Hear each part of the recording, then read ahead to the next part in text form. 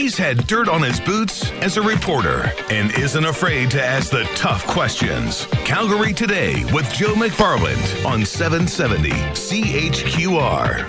This just looks like a table full of fun right here. Mike Roberts from Co-op Wine, Spirits, and Beer joining us here on the radio and also on Facebook Live if you want to check us out as well.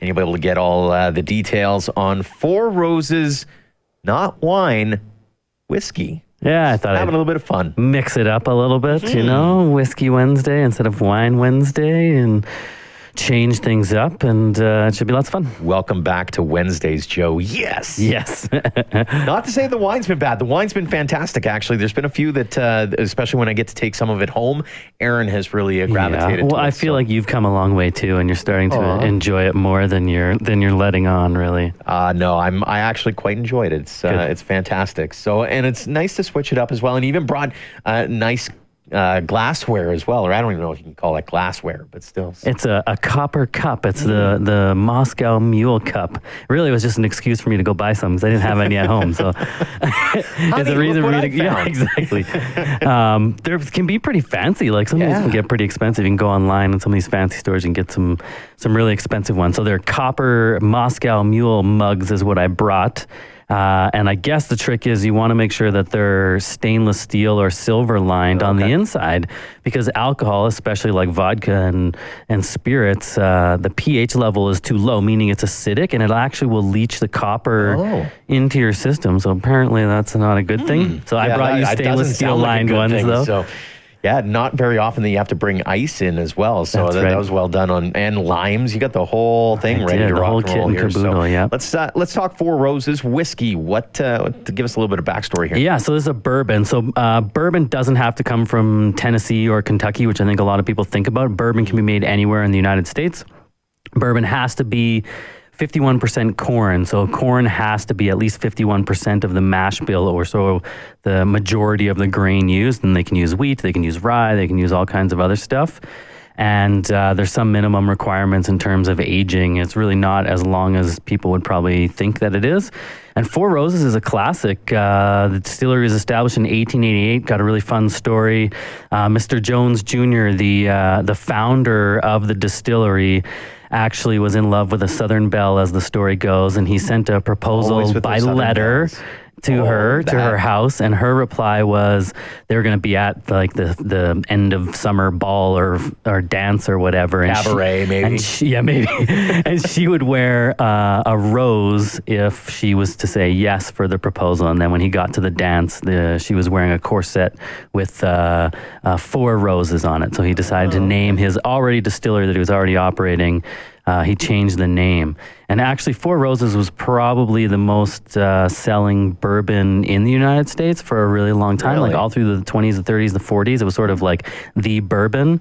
And then for whatever reason, they stopped making it and selling it in the United States, and they were only selling it abroad in Europe and in Asia and stuff like that. And then just again in sort of the late 90s, it kind of has come back in fashion now that bourbon is cool again. And it has been in Alberta for a little while. And then even this particular one, Four Roses, became so popular, it disappeared for a year or two and we couldn't get it. And then now they're sort of got their stuff in a group and have a larger distribution again. So it's great to see it back. Might sound like a stupid question, but I like asking them. When it comes to bourbons, and especially here in Alberta, the beer scene just started kind of popping. Sure. Bourbon, a lot of the ingredients can be found right here. So do we have a bourbon scene here in Alberta yet, or is it still developing? Very good question. So much like that beer revolution that we've seen, again, it's all the same ingredients, right? So beer and whiskey are made with barley and wheat and corn and all that stuff. And so the same rules applied and the same scenario applied with the whiskeys as it did with beer. So yes, you're seeing more craft distilleries and more whiskey being produced. The thing is, there's minimum requirements of at least 3 years of aging for whiskey in Canada. Okay. So people have started to make it, but you're only just starting this year and last year to really see the releases of some whiskey, which you could argue are very young whiskey. So it'll take a few years for all that stuff to start coming on market. That being said, there will never be an Alberta bourbon because bourbon by law has to be made in the United States. Really? Yes. How come? They invented it. So bourbon is their spirit, is their style of whiskey. So a bourbon has to be made in one of the United States, and there's requirements for the type of oak it's been in. It has to be in brand new American oak barrels, never before used, and a couple of other legalities. So they'll never be an American or Japanese bourbon or anything like that. They've got the trademark on that, so to speak. I have learned so much in just a short amount of time because there's the other question. Again, might be a dumb question. Differences, or maybe it's the same thing, bourbon and whiskey. Mm-hmm. So bourbon is a type of whiskey, so a grain spirit, and then the mash bill has to be at least 51% corn. So that's what makes bourbon unique from other places.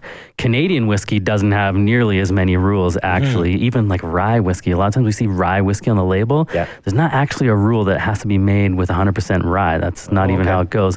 And Canadian whiskey is allowed just over 9% of what's in the bottle to be not whiskey at all. So Canadian whiskey can totally be flavored with all kinds of different things. Hence why you have apple and cranberry and all these other And I would ones. argue to you that you can definitely find Canadian whiskeys that the flavor profile is quite similar to bourbon. Like you could make a Canadian whiskey that totally tastes like a Four Roses bourbon. You're just not going to have challenge with whiskeys and see what can you tell the difference. You just can't put the word bourbon or bourbon-like or bourbonish or something like that on there, right? Interesting. They would have problems with that for sure. Moscow Mule, depending on how you want to pronounce. We actually had a whole discussion about it in the newsroom earlier. What is it all about? And give us a how-to on how to make one. Yeah, a Moscow Mule is an old school cocktail, and like everything that's old school is coming back into fashion, or kind of has been for most of 2019. Lots of restaurants are putting it on their beverage list. So usually it's vodka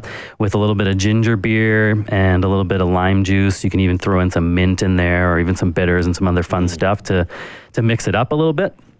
And then this is just a different version. I'm sure lots of people out there listening had one over during Stampede, a Kentucky Mule instead. One or two.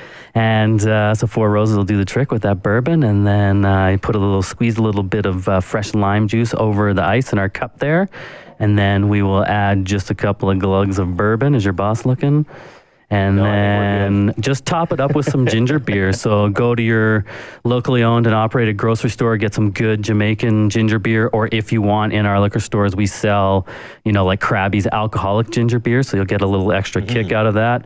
And so you've got the bourbon and the lime in there on the ice. And then you just top it up with a little bit of ginger beer. And like I say, you can garnish it with a little bit of mint or some bitters, all kinds of other stuff there. So... And it's fun. Cheers. Yeah. These cups are fun. They keep I was using these all weekend, actually, while I was out camping, and they keep your drink nice and cold for a really long time. I can see you having one or two of those during the summertime. That is fantastic. Mike Roberts from Co-op Wine, Spirits and Beer, Whiskey Wednesday. Wine Wednesday. Fantastic stuff. Four Roses is on sale starting right now, and it's good savings in all our stores. So there you go. Head on over to Co-op and get some of that right now. In the meantime, right now, we're going to